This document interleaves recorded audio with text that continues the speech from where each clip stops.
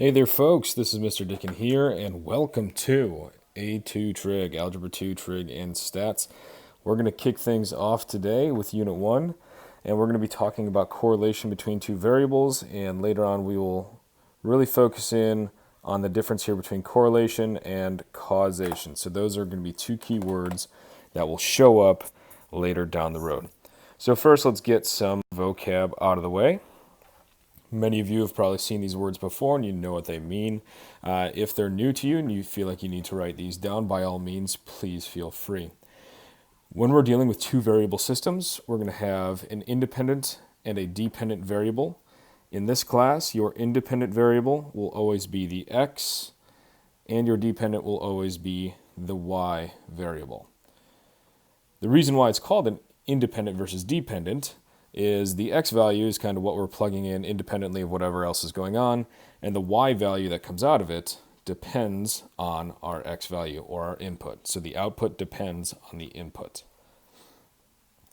In this lesson here, we're going to be starting off talking about scatter plots. Now, many of you have probably seen scatter plots before, and scatter plots kind of look like someone took a graph and then just sneezed a whole bunch of points at it. So that's kind of what a scatter plot looks like. What we're going to start doing is maybe we can figure out a relationship going on with these points, and that's going to be called a correlation.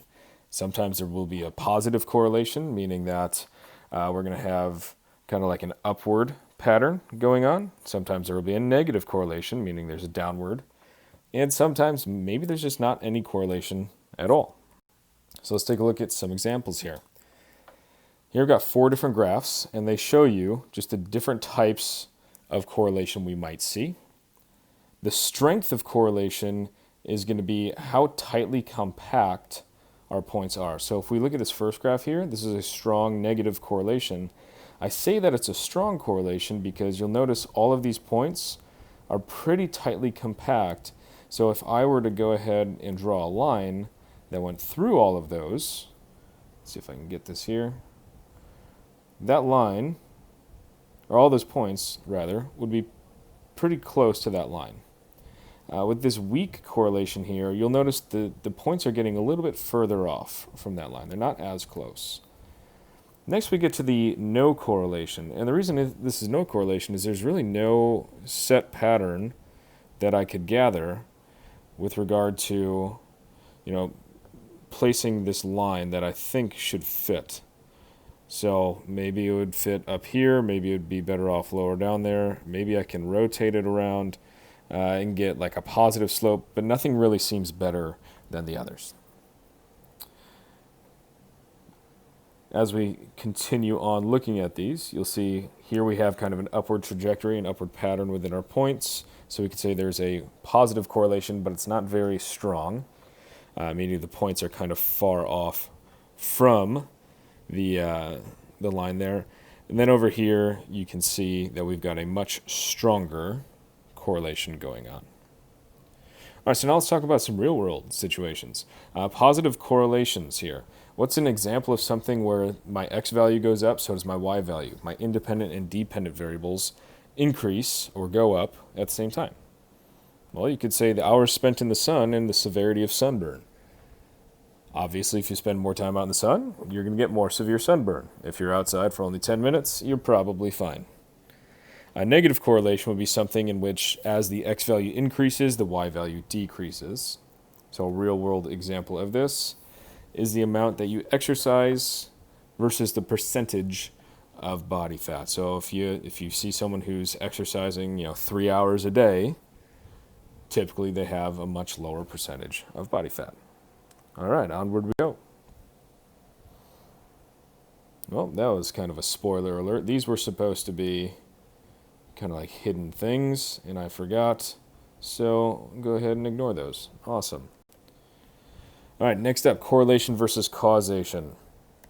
So this is a big confusion that a lot of people make, especially given the recent events of spring 2020 with the outbreak of coronavirus. A lot of people were showing graphs on the news that they were claiming to have a causal relationship, so they're claiming it was causation, when really it was just more of a correlation aspect.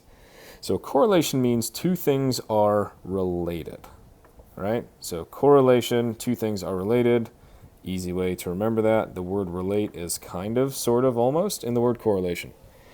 Similarly, causation is what happens when one event directly causes another.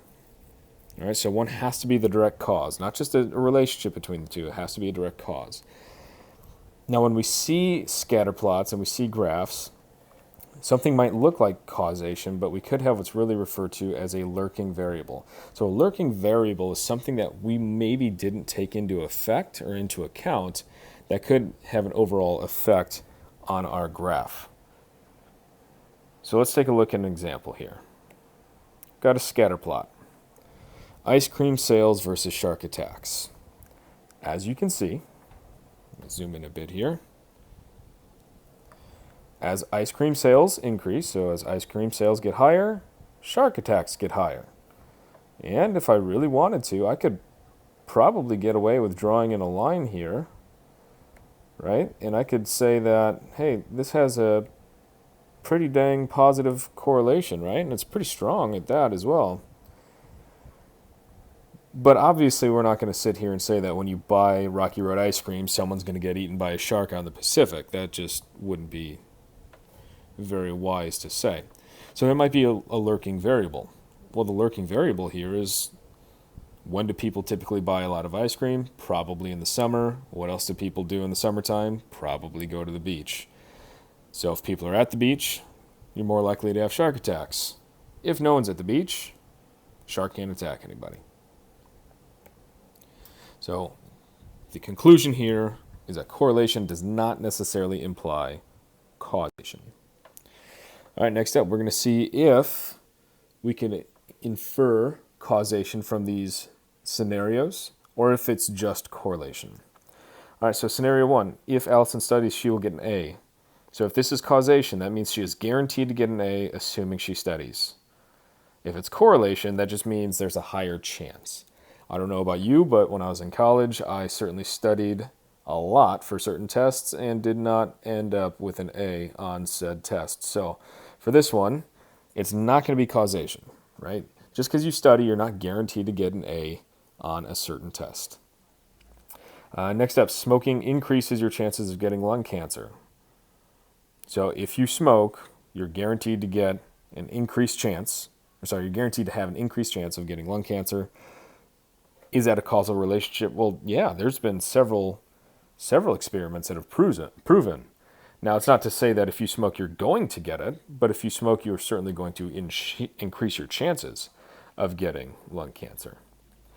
And lastly, if Billy lifts weights, he will make the football team. Is this a guarantee? Will it certainly happen, or is it just going to improve chances? So correlation versus causation here. And it's not going to be a causation. He might have a better shot, he might be a little more in shape, but just because Billy can lift weights does not guarantee a spot on a football team. It says here we have some lurking variables. Maybe he doesn't have the greatest work ethic, attitude, grades. Maybe he can't catch a ball to save his life. Who knows? But it's not a guarantee, therefore it's not causation. All right, and then lastly here, it says within your small group, I completely realized that we're probably not watching these in small groups because of the whole social distance thing. So let's go ahead and ignore that part.